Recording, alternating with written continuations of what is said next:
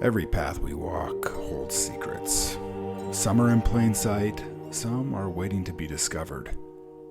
What if, on an ordinary day, you stumbled upon something extraordinary? An unknown place, shrouded in mystery and power. Not long ago, I found such a place. Deep in the woods behind my house, an ancient well called to me. And when I touched it, everything changed. It was some kind of portal, some kind of looking glass into Aldarion. A world of light and shadow, of choices and consequences. A world that feels closer to our own than you might think. Through that well, I see it all happening. Now, today, as we speak. These are their stories, their destinies, and I am here to share them with you. So come with me, my friends. Join me in this journey beyond the well.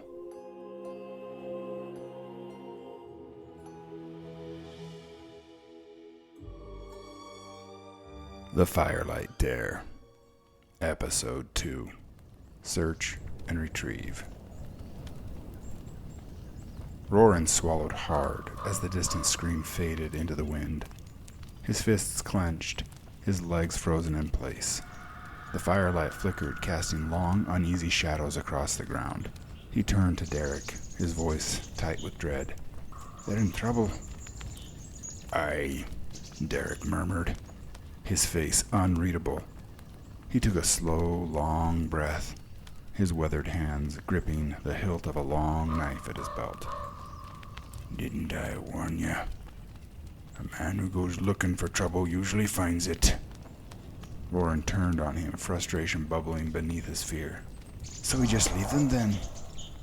Darik studied him, the fire reflecting in his dark eyes. Then, to Roran's surprise, he let out a low chuckle. "It's the real question, lad, isn't it?"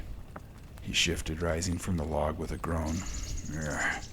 "Come on, boy. Let's go see if we can save some fools from themselves." He stood from the log he was sitting on, a low murmur on his lips. Roran hesitated. But won't we get taken like the others?" Darik gave him a sideways glance. "There's a difference, lad, between those who go seeking trouble and those who answer duty's call. The light don't abandon them that stand for what's right."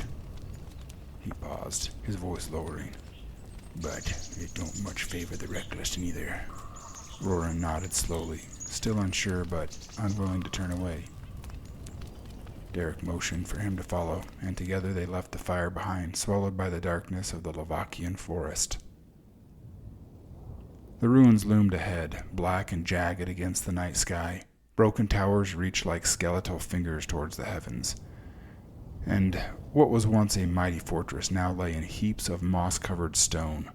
A cold wind howled through the gaps of the crumbling walls, carrying whispers that sent shivers down Roran's spine. Darik moved with the ease of a man who had walked these paths before, his steps silent over the uneven ground. Roran did his best to mimic him, though his heart pounded with each crunch of gravel beneath his boots. A faint glow flickered from within the ruins. Torchlight.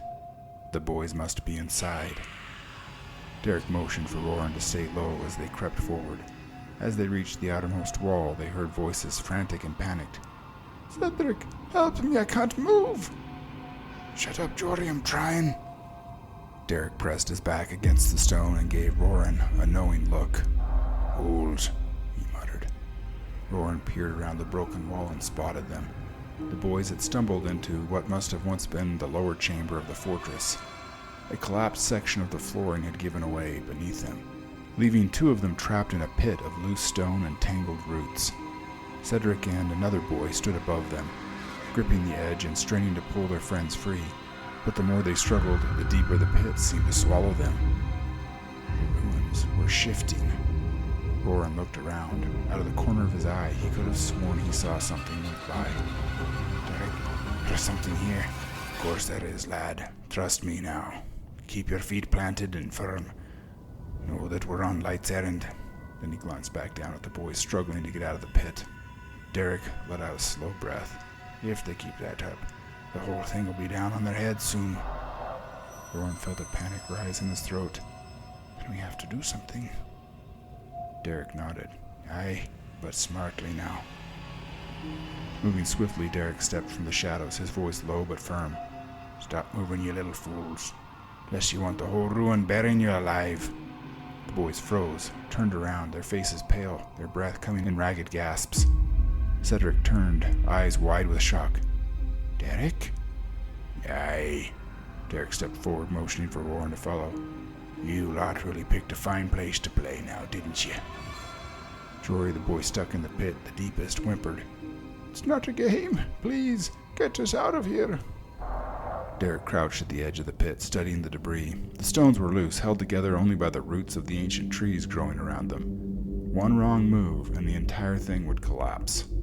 He turned to Roran. Listen close, lad. You're lighter than me. I need you to hold on to my arm. I'll ease you down there. Get a good grip on Jory. I'll pull him out once you have him steady.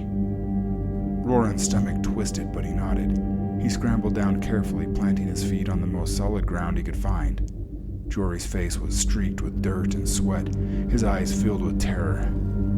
All right, Jory, I've got you. Then looking back up at Darik, he called out, Ready now. I've got him. Darik reached down, bracing himself against the fallen beam. On three, lad. 1, 2, 3. With a powerful heave, Darik pulled Jory up and out of the pit. The boy gasped, rolling onto solid ground, eyes wet with relief. Roran looked down at the second boy standing on the lower section of the pit. Then he felt a rumble and a shift of the ground. Get back! Darik barked. The ruins trembled, stones tumbling from above, crashing all around them. Roran reacted on instinct. He fell to his belly and reached down with all his might. The boy jumped, and Roran felt his hand grasp his own, and as he did so, he felt the ground give for just a split second, and he thought they were both going to be swallowed by the pit. Then he felt the first motion of himself starting to slide on the loose gravel between him and the stone floor. Panic began to seize him, but then Darik's hand reached out and clasped around his ankle, holding him steady. With a final desperate pull, Old Darik yanked the boys free. They collapsed onto the ground as another section of the ruin gave away, sealing the pit in a cascade of rubble. Silence fell over the ruin, save for the boys' ragged breathing. Darik exhaled slowly. Yeah, that was close. Cedric sat up, shaking. He looked at Roran, then at Darik, and at the crumbled ruins. His bravado was gone. You saved us. Darik smirked. Not sure you deserved it. Cedric lowered his head, shame flickering across his face. Hi. Then Roran cut him off. Next time, don't go messing with things you don't understand. His voice was steadier than he had expected. The ruins had clearly unnerved him, though he would not let the others know this. Cedric swallowed hard and then nodded. Darik clapped a hand on Roran's shoulder. You did good, lad. Now, let's get out of here before the ruins decide they really don't like us. Together they made their way back towards Arendelle.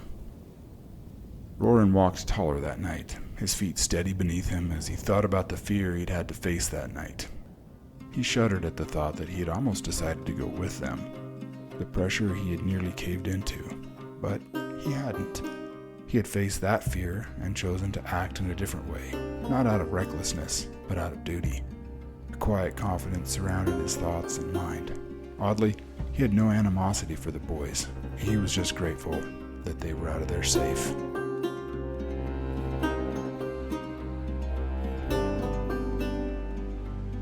Thank you for joining me today as we look beyond the well. What lies ahead is not just a tale, it's a journey, one that we will take together. If you're ready to step further into Aldarion, subscribe and follow Beyond the Well wherever you listen to podcasts. For even more information, visit beyondthewell.net for transcripts, notes, character descriptions, maps, and much more. And remember, sometimes the path we walk reveals more than we ever imagined. So, keep seeking, keep dreaming, and keep